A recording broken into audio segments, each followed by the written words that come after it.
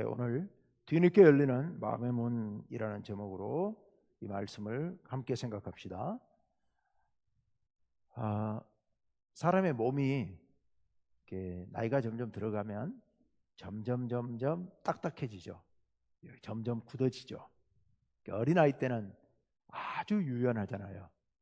근데 나이가 들어가면 들어갈수록 근육도 딱딱해지고 뼈도 딱딱해지고 인대도 딱딱해지고, 그래서 잘 스트레칭을 하고 잘 관리를 안 하면 나중에는 이제 하나하나가 좀 기능이 점점 떨어지게 되고 굉장히 힘들어질 수도 있죠. 어려서는 유연한데 나이가 들면 경직됩니다, 몸이. 그런데 이 육체만 그런 게 아니라 마음도 그러는 것 같아요. 정신도 그러는 것 같아요. 어려서는 굉장히 유연해요. 반면에 나이가 들면 점점 딱딱해지죠. 그러니까 좋은 쪽으로 표현한다면은 자기 주관도 생기고 자기 고집도 생기고 또 강한 견고한 마음도 생겨요. 근데 그 견고한 게 지나치면 완고해지는 겁니다.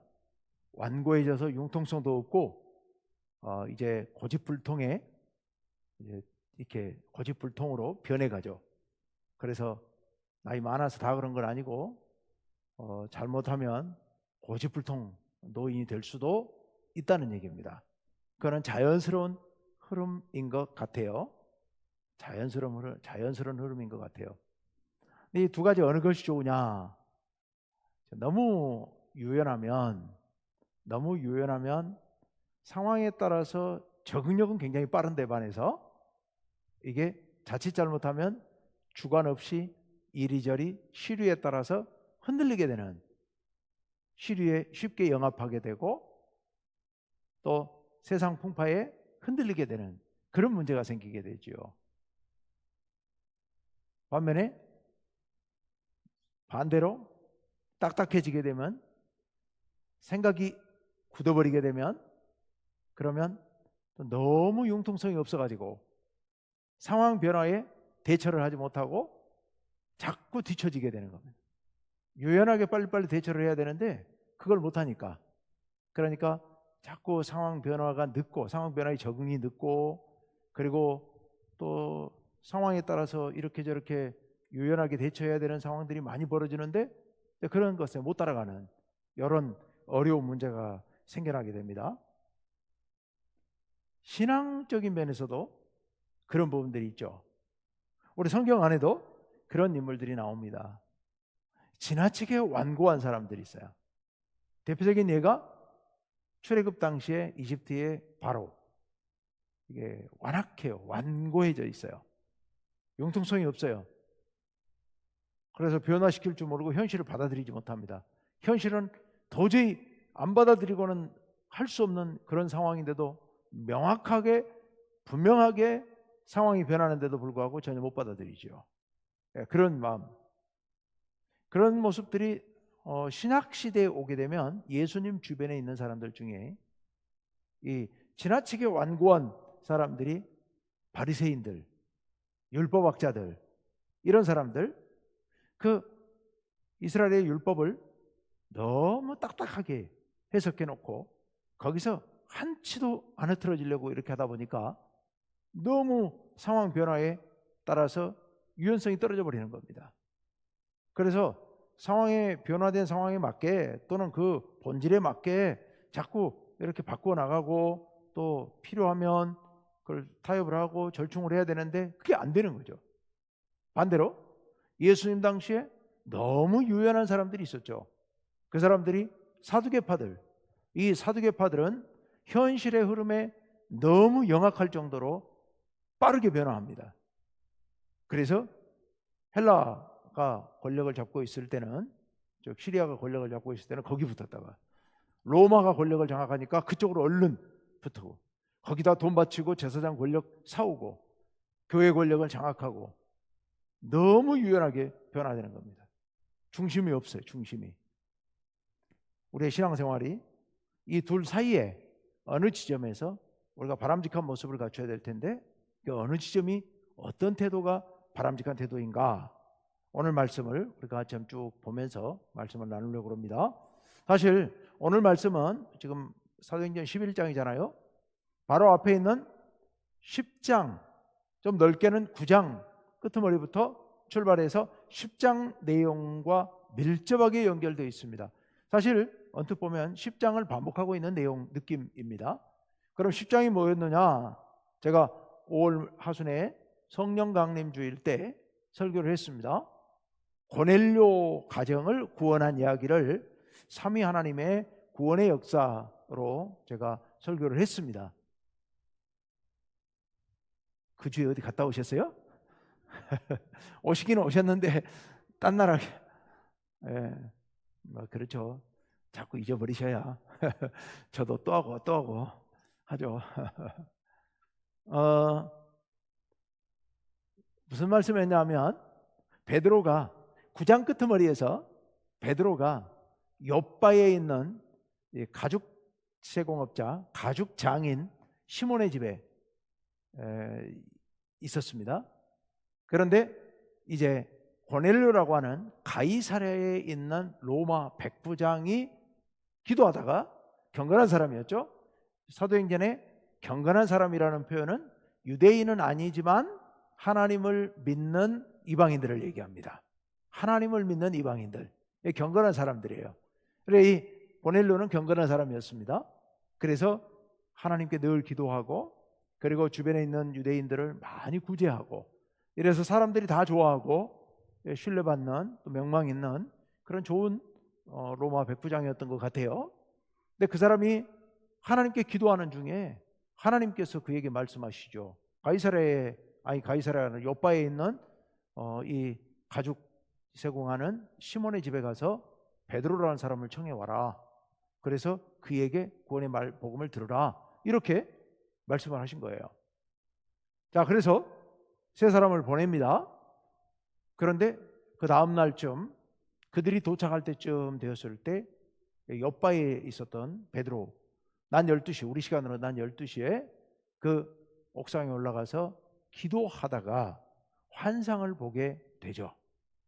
그 환상을 보고 나서 이게 뭐지 하고 있는데 그 세 사람이 찾아왔고 성령께서 지시하심을 따라서 베드로가 그들과 하룻밤 자고 난 뒤에 다른 유대인들 함께, 오늘 여기 본문에는 6사람이라고 그래요, 함께 그 가이사랴에 있는 이방인 고넬료의 집에 들어가게 되고 그들에게 가서 하나님 말씀을 선포하자 그들이 성령을 받고 그래서 세례를 주고 그 온 가정이 구원받게 되는, 이런 온 가정과 그 친구들까지 다 구원받게 되는 놀라운 역사가 나타나게 됩니다. 즉 이방인 백부장 고넬료가 구원받는 이야기.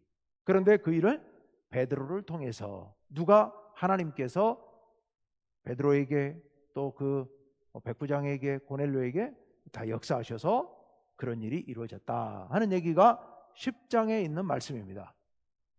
자, 그런데 그 일이 끝나고 난 뒤에 이제 베드로가 예루살렘으로 가는 이야기부터가 오늘 이야기예요. 자, 그러면 오늘 1절 말씀 같이 한번 읽어봅시다. 다 같이요, 시작.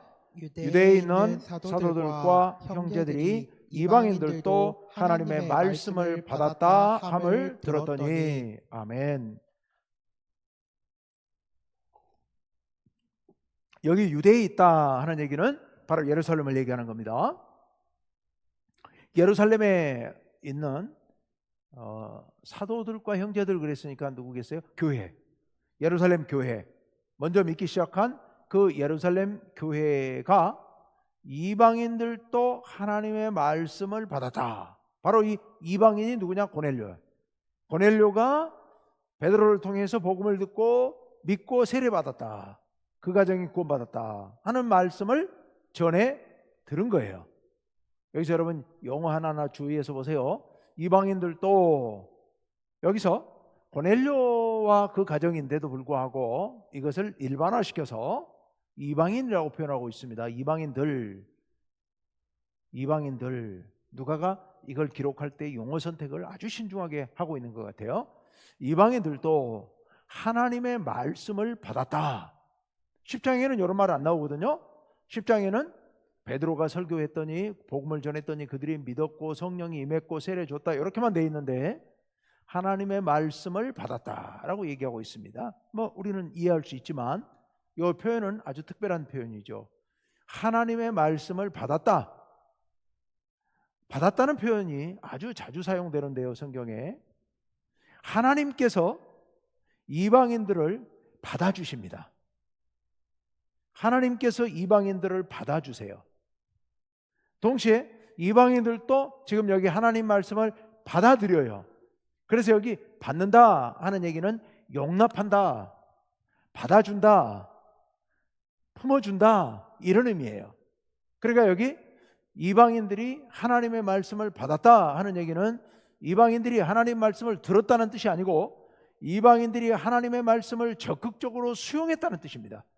그래서 예수의 제자가 됐다는 뜻입니다. 이게 아주 적극적인 표현이에요. 하나님이 어떤 사람을 당신의 자녀로 용납하고 용서하고 당신의 자녀로 품어서 품 안에 받아들인다 이런 의미거든요. 그 말을 반대로 뒤집어서 반대편에서 하나님 말씀을 받아들였다. 그러니까 복음을 적극적으로 수용해서 하나님의 백성이 되었다. 이런 표현입니다. 자, 그래서 유대인들이 고넬료 가족 이방인들도 복음을 듣고 믿게 됐고 하나님 자녀 됐다라는 얘기를 그들이 들었다는 거예요. 자초지종 10장 얘기를 들었겠죠. 자, 그런데 그 다음 2장 2절 3절을 한꺼번에 봅시다. 다 같이요. 시작. 베드로가 예루살렘에 올라갔을 때에 할례자들이 비난하여 이르되 내가 무할례자의 집에 들어가 함께 먹었다 하니. 예. 베드로가 예루살렘에 올라갔습니다. 그랬더니 요 할례자들이 누구겠습니까? 아까 유대인 예수 믿는 사람들을 얘기하는 거예요. 예수 안 믿는 사람이 아니에요. 예수 믿는 사람들이에요. 근데 이 사람들은요 원래 유대인들이에요. 원래 유대인들이었기 때문에 난 지 8일 되면 다 할례 받은 사람들이고 당연히 율법을 지켜야 된다고 생각하고 있었고 예수님도 그 안에서 있다고 생각하고, 따라서 예수 믿고 구원받는 사람들, 유대인들이 그렇게 구원받아야 된다고 생각하고 있는 거예요. 그래서 유대인들이 온 세상을 다스리게 될 거라고 생각하고 있는 거죠. 예수님의 복음을 듣긴 들었지만 여전히 그들은 예수님께서 할례 받지 말아라, 율법 안 지켜야 된다 이런 말씀 하신 적 없으니까 당연히 그들은 그렇게 생각했던 거죠. 그들이에요. 근데 그들이 베드로를 어떻게 했다고요? 비난합니다. 베드로가 예루살렘 교회의 중심 인물이잖아요. 예수님의 제자 중에 가장 주도적인 제자잖아요. 그런데 그들이 베드로를 비난합니다. 유대인들 철저한 사람들이에요. 이건 안 된다라고 생각한 거죠. 비난했어요. 뭐라고 비난했겠어요? 그럴 수 있느냐고 막 사태질을 하면서 아니 어떻게 이방인 집에 들어가서 그렇게 할 수 있느냐, 아주 막 격렬하게 여기서 막 소리 지르면서 그렇게 비방했겠죠. 근데 뭐라고 비방했어요? 당신이 무할례자의 집에 들어가, 즉 이방인 고넬료의 집에 들어가 함께 먹었다. 베드로가 뭘 했어요? 그들에 가서 복음을 전했습니다. 그리고 그들에게 성령이 임하는 걸 보고 세례를 주라고 그랬습니다. 세례를 주고 나서 말씀을 가르치고 그리고 떠나려고 그랬더니 함께 며칠 더 있다 가라고 그래갖고 며칠 더 있다 왔거든요. 그러니 그 집에서 먹고 자고 했겠잖아요. 여기서 말할 수 있는 여지는 여러 가지 있을 거예요. 왜 그들에게 복음을 전했느냐, 왜 세례를 줬느냐, 이런 얘기 할 수 있을 텐데 그런 얘기 싹 빼버리고 그들이 뭐라고 얘기하고 있어요? 무할례자의 집에 들어가서 함께 먹었다. 예수님께서 사역하실 때 그 죄인들, 세리, 창기 이런 사람들과 함께 먹고 마시는 것에 대해서 바리새인들이 격렬히 막 공격했잖아요. 이들에게 먹는 문제가 대단히 심각한 예민한 문제였거든요. 사람이 부정하게 되고 안 되고 하는 문제를 다 먹는 걸로 갖고 주로 많이 판단하고, 그래서 제사 음식을 먹느냐 안 먹느냐, 부정한 것을 먹느냐 안 먹느냐 이런 게 늘 문제가 되는 거예요. 사실 베드로가 환상을 보았을 때도 그러잖아요. 이따 나옵니다마는 베드로가 환상을 보았을 때 하나님께서 네 보자기 같은 쌓여있는 짐승들을 보고서 하나님이 잡아먹으라고 그러니까 베드로가 나 부정한 거 한 번도 먹은 적 없습니다 이렇게 얘기하잖아요. 이게 먹는 문제가 그들에게 가장 표면적인 문제예요. 그래서 베드로를 격렬하게 지금 비난하고 있습니다. 비난하고 있어요. 이게 이제 오늘 말씀의 배경입니다. 나머지 내용들은 10장에 다 연결되어 있는 10장을 반복하고 있는 내용들이긴 합니다. 자, 여러분, 우리가 여기서 이제 한번 깊이 생각하면서 넘어가야 될 부분입니다. 아직 이제 뭐 본격적인 얘기 안 나왔습니다만은 베드로가 무슨 큰 죄를 지은 것도 아니고 그 사람들에게 복음을 전해서 그들을 구원하기 위하여, 그것도 본인은 가고 싶어 하지 않았지만 성령의 인도하심이라고 확신하고, 성령의 인도하심을 확신하고 갔고, 가서 복음을 전했더니 그들이 적극적으로, 그들에게 성령이 임하고 그들도 적극적으로 복음을 받아들이니까 거기에 대해서 세례를 베풀었는데, 그걸 갖고 이방인 집에 들어가서 먹었니 말았니 뭐 이렇게 지금 시비를 걸고 있는 거예요. 근데 이게 그 당시 그들만의 문제가 아니라 오늘날 교회들에서도 수시로 벌어지는 일입니다. 교회들에서도 수시로 벌어지는 문제예요, 이게.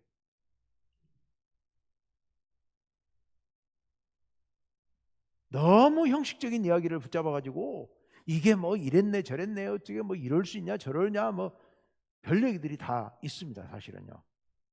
이게 이 신앙이 자칫 잘못하면 이런 것에 빠질 수 있습니다. 왜 그럴까? 곰곰이 한번 생각해 보세요. 왜 그랬겠어요? 이들이 지금 왜 그러고 있겠어요? 두려워하고 있어요. 두려워하고 있어요. 뭘 두려워하고 있어요? 우리가 율법을 어겨서 하나님께로부터 버림받을까 봐 두려워하고 있는 거예요. 행여라도 이방인들과 함께 식사라도 하면 하나님께서 진노하셔가지고 우리를 다 버리실까 봐 그게 겁먹고 있는 거예요. 제가 지난주 설교에서 말씀드렸습니다마는 믿음과 두려움은 극과 극입니다.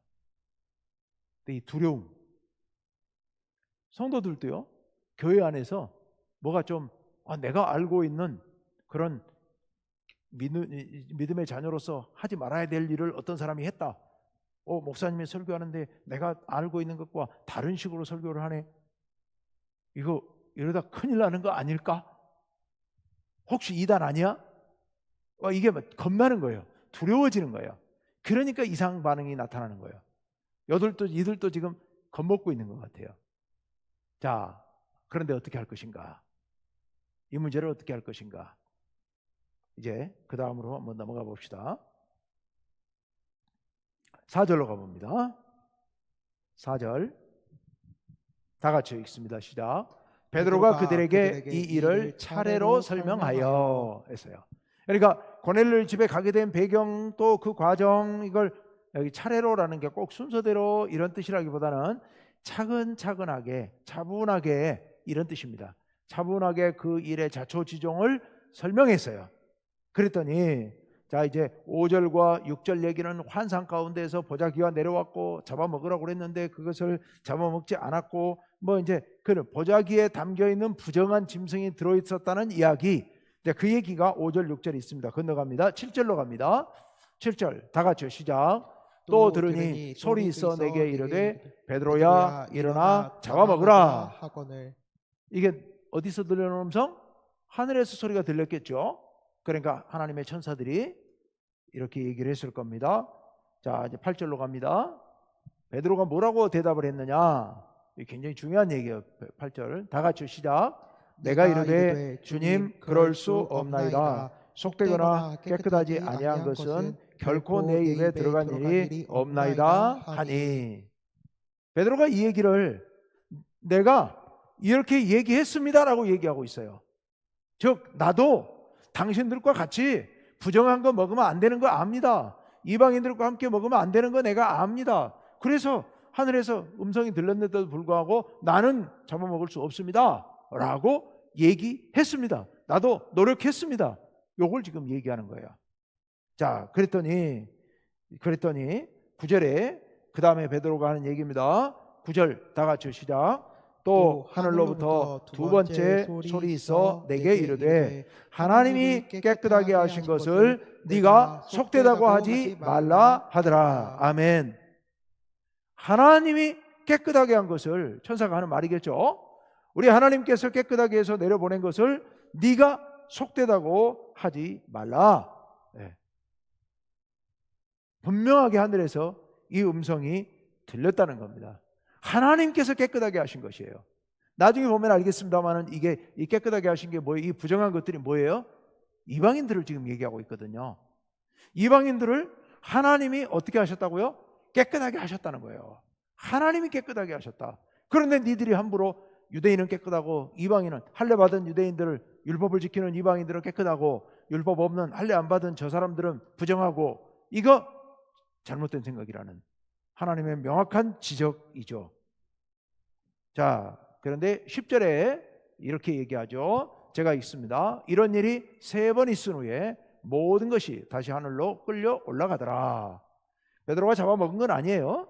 그렇게 말씀만 들린 다음에 올라가고 또 내려왔다가 또 대화 나누고 또 올라가고, 3번째 또 그렇게 3번을 반복했다. 3번을 반복했다 하는 얘기는 오늘 셋이 숫자가 많이 나오는데요, 확실하게 명확하게 했다 이런 뜻입니다. 명확하게 3번씩이나 반복해서 그런 일이 있었다.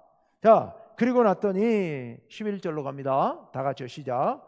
마침 3사람이 내가 유숙한 집 앞에 서 있으니 가이사랴에서 내게로 보낸 사람이라. 아멘. 자, 3사람이 왔어요. 내가 유숙한 집이 누구네 집이라고요? 시몬의 집. 가죽 다루는 시몬의 집이에요. 그 집 앞에 서 있는데 어디서 왔어요? 가이사랴에서 온 사람들이에요. 가이사랴라고 표현했습니다마는 누가 보낸 사람들요?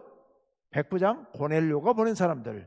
백부장 고넬료가 보낸 사람들을 여기서는 고넬료라는 이름을 얘기하지 않고 가이사랴에서 보냈다 이렇게 표현하고 있습니다. 어쨌건 이방인이 보낸 이름이다. 자, 그런데 그들이 왔는데 그 다음 말씀이 또 굉장히 중요하죠. 12절 다 같이 시작.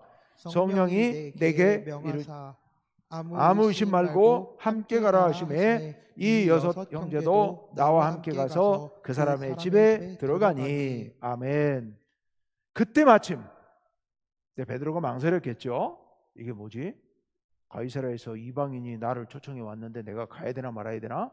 금방 옥상에서 기도하다가 받은 환상도 있고 이건 뭐지? 하고 있을 때 성령께서 베드로의 마음에 말씀을 해주셨다. 뭐라고요? 아무 의심 말고 함께 가라. 아까 내가 깨끗하게 한 것을 네가 왜 부정하다 하느냐는 말씀과 연관돼 있죠. 아무 의심하지 말라. 그들이 부정한 사람 아니다, 깨끗하다. 그러니 함께 가라 라는 취지겠죠. 그래서 함께 가라. 그래서 이 6 형제, 아마 유대인 6명이 지금 함께 예루살렘에 올라가서 함께 추궁을 받고 있는 것 같아요. 그래서 그 6명의 증인인데 이 사람들도 나랑 같이 갔다 라고 지금 얘기하고 있습니다. 그 사람 나와 함께 가서 그 사람의 집에, 또 여기도 고넬료라는 말 안 하고 그 사람이라고 얘기하고 있죠. 고넬료의 집에 들어갔어요. 들어갔습니다. 자, 그리고 나서 13절 다 같이요 시작. 그가 우리에게 말하기를 천사가 내 집에 서서 말하되 내가 사람을 요빠에 보내어 베드로라 하는 시몬을 청하라. 예, 천사가 고넬료가 기도할 때 고넬료에게 하신 말씀을 이렇게 지금 전하고 있는 거죠. 요빠에 가서 베드로 청해 오라 그랬다는 거예요. 그러면서 아주 중요한 말씀이 14절에 나옵니다. 다 같이요 14절 시작. 그가 너와 내 온 집이 구원받을 말씀을 내게 이르리라 함을 보았다 하거늘. 아멘. 예. 천사가 그가 너와 내 온 집이 구원받을 말씀을 너에게 이룰 것이다 함을 보았다. 이렇게 천사가 그렇게 말하는 것을 내가 듣고 보았다 라고 얘기를 하는 거죠. 자, 그러니까 여기서 우리가 중요한 것은 너와 내 온 집이, 즉 고넬료의 집이 구원받을 말씀을 너에게 이르리라. 누가? 베드로가 고넬료 너희 집안이 다 구원받을 길을 너에게 말씀으로 전해줄 거다라는 것을 간접화법으로 표현하고 있어요. 베드로가 너희에게 구원받을 길을 일러줄 것이다. 자, 그 말씀을 듣고 그 얘기를 듣고 베드로가 이제 들어가서 뭐 중간 생략하고 15절에서 이제 말한 얘기를 합니다. 15절 다 같이 읽습니다. 시작. 내가 말을 시작할 때에 성령이 그들에게 임하시기를 처음 우리에게 하신 것과 같이 하느니라. 아멘. 베드로가 설교를 시작할 때 사실 10장에는 베드로가 이 말을 쭉 하고 끄트머리에 성령이 임했다는 얘기가 나와요. 그런데 지금 여기는 뭐라고 얘기하고 있어요? 베드로가 설교를 시작하자마자 바로 성령께서 그들에게 임하셨다는 거예요. 성령께서 그들에게 임하시는데 그 모습이 처음 우리에게 하신 것과 같이 그렇게 임했다는 겁니다. 여러분, 처음 우리에게 하셨다, 이게 뭔 소리일까요? 사도행전 2장에 나오는 마가 다락방, 그 다락방 120명에게 성령이 임하신 때와 똑같은 현상이 여기도 임했다라는 말씀입니다. 고넬료의 집에도 임했다는 거예요. 그래서 처음 우리에게 하신 것과 같이 했다. 요거는 동시에 설명을 줄이기 위해서 처음 우리에게 성령께서 120명의 사람들에게 임하셨던 것과 똑같이 그렇게 임했다, 이런 뜻이 아니고, 설명을 줄이려고 그렇게 표현한 게 아니에요. 그게 아니라 뭐예요? 우리에게 임하신 성령과 그들에게 임하신 성령의 임하심이 똑같이 임했다는 거예요. 하나님께서는, 성령께서는 우리와 그들을 차별하지 않으셨다는 거예요.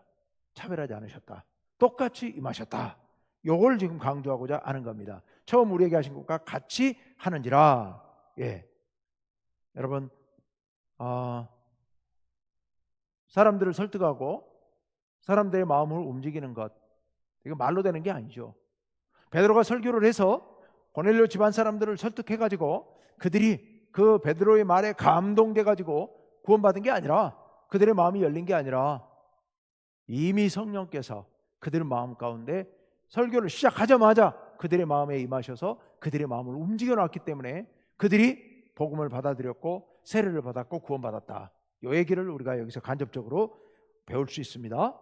자, 그 다음 이제 17절로 갑니다. 17절 다 같이요, 시작. 그런즉 하나님이 우리가 주 예수 그리스도를 믿을 때에 주신 것과 같은 선물을 그들에게도 주셨으니 내가 누구이기에 하나님을 능히 막겠느냐 하더라. 아멘. 그런즉 하나님이 우리가 예수 믿을 때에 우리에게 주셨던 선물, 바로 성령의 은사, 그것을 그들에게도 똑같이 주셨는데, 그 다음 여기 넷째 줄이 노란 글씨로 되어 있는 부분이 결정적으로 중요한 얘기죠. 내가 누구이기에, 내가 베드로지만, 내가 사도 중에 첫 번째 사도지만, 내가 감히 누구라고? 하나님께서 그렇게 일하시는데 내가 맡겠느냐? 이 일은 하나님이 하신 일이다. 하나님께서 역사하시는 일을 우리가 무슨 수로 맡겠느냐? 이 말 속에는 간접적으로 무슨 의미가 포함되어 있겠습니까? 너희들인들 하나님이 이토록 역사하시는데 너희가 막는다고? 이런 강력한 도전이기도 하죠. 하나님이 하시는 일을 너희가 어찌 맡겠느냐? 하나님이 하신 일을 너희가 어찌 맡겠느냐?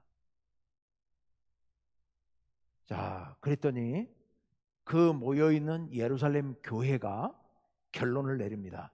그게 18절이에요. 18절 다 같이 읽습니다. 시작.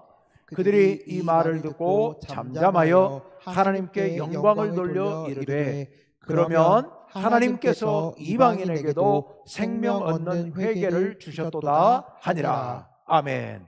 이게 그 회의의 결론이에요. 결론. 근데요, 첫째 줄에 그들이 이 말을 듣고, 베드로의 말을 듣고 어떻게 했다고요? 잠잠했어요. 아까 2절에서는 베드로를 비난했습니다. 비난했어요. 베드로를 비난했는데, 비난을 조용히 잠잠하게 비난했을까요? 비난은 그렇게 안 하는 거죠. 막 떠들어대면서 여기서 저기서 막 삿대질을 하고, 당신이 어떻게 그럴 수 있냐, 어떻게 이방인의 집에 들어가 먹을 수 있냐, 당신이 그래도 사도냐, 뭐 우리 교회 대표 아니야 당신이, 근데 왜 그렇게 가볍게 처신하느냐, 막 난리를 쳤겠죠. 그런데 다 듣고 나서 그들이 잠잠했다. 그들이 잠잠하면서 하나님께 영광을 돌렸다. 이게 하나님의 역사라는 것을 그들도 인정한 거죠. 그래서 하나님께 영광을 돌려 이르되, 그러면 하나님께서 이방인에게도, 여기 이방인이 직접적으로 누구? 고넬료의 가정. 그런데 이것을 일반화시켰죠. 일반화시켜서 이방인에게도 생명 얻는 회개를 주셨도다.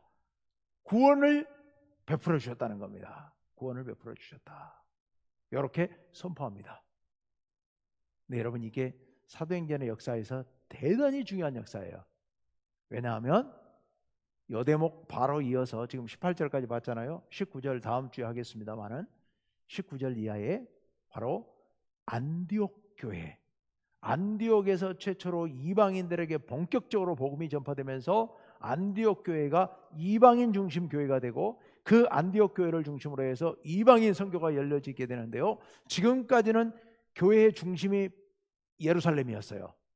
그런데 이제부터 본격적으로 교회의 중심은 안디옥으로 바뀌면서 교회의 중심이 예루살렘에 있을 때는 주로 유대인들에게 복음이 전해졌다면 교회의 중심이 안디옥 교회로 바뀌면서 이방인 세계로 복음이 전파되기 시작하고, 그러면서 불과 몇백 년 안에 로마를 통해서, 로마 당시 유럽과 지중해 세계를 다 장악하고 있던 로마가 결국 기독교를 공인하고 국교로 인정하는 사태, 그 단계까지 쭉쭉쭉쭉 발전해 가게 되는 여러 과정이 비로소 시작이 되는 겁니다. 바로 요 선은 하나님께서 이방인에게도 생명 없는 회개를 주셨도다. 예. 근데 여러분, 아까 제가 처음에 시작할 때 이 유연함과 경직됨에 대한 말씀을 드렸습니다. 지금 하나님께서는 사도행전의 역사를 통하여서 에디오피아의 여왕 간다게의 내시에게 복음을 이미 전했고, 사마리아의 복음을 전했고, 그리고 오늘 여기 이방인 고넬료에게 복음을 전하십니다. 이렇게 해서 복음이 차근차근하게 전파되면서 하나님의 이방인을 향한 놀라운 선교의 역사를 하나님께서 막 출발하고 싶으신데, 근데 그걸 누가 해야 돼요? 성도들이 해야죠.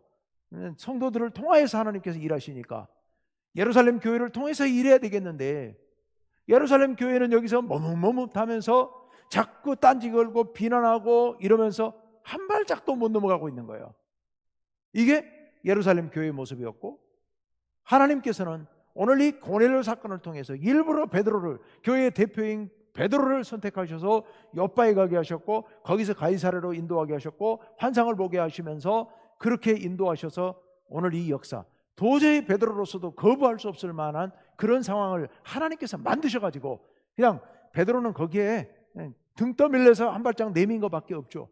그리고 그 일을 통하여서 예루살렘 온 교회가 깨닫고 드디어 하나님께서 이 일을 하시는구나, 이렇게 되기를 하나님께서 바라시는구나. 아직도 완전히 깨닫지는 못하지만 어렴풋이라도 깨닫고 그것을 인정하게 되고, 이걸 인정함으로써 이방인 선교가 한 발짝 더 앞으로 나가게 되는, 하나님께서는 이미 저만큼 앞서가시는데 예루살렘 교회는 겨우 이제 첫걸음말을 떼는 그런 상황으로 가게 됩니다. 우리가 신앙생활하면서 교회 생활하면서 제가 가끔 전에 젊어서 어렸을 때 가끔 돌아보고서 제가 회개하고 돌이킬 때들이 있었습니다. 뭐냐면 제가 보기에 상식적으로 사리가 이래야 돼요. 분명히 명확하게 이게 맞는 거예요. 이거는 뭐 분명해. 더 이상 따질 것도 없어요. 그런데 일이 이쪽으로 가는 거예요. 그거 어떻게 막아야지. 그래서 열심히 막 막고 했는데 나중에 돌이켜놓고 보니까 이게 맞는 거예요. 이게 하나님 뜻이었구나. 이게 하나님 뜻이었구나 하는 것을 몇 번 경험하면서, 번번이 경험하면서 제가 제 생각을, 원래도 제가 고집은 별로 없는 사람인데요. 사람마다 달라요. 어떤 사람은 무지하게 고집 세다 그러는데 고집이 별로 없는 것 같은데, 더 제가 하나님의 일에 있어서만큼은, 교회 일만큼은 제가 고집을 안 부리려고 애를 씁니다. 왜냐하면 하나님 뜻이 딴 데 있을 수도 있거든요. 근데 그렇다고 해서 이게 뼈대 없이 그냥 흐느적거릴 수는 없잖아요. 그러면 교회 공동체가 질서가 무너지거든요.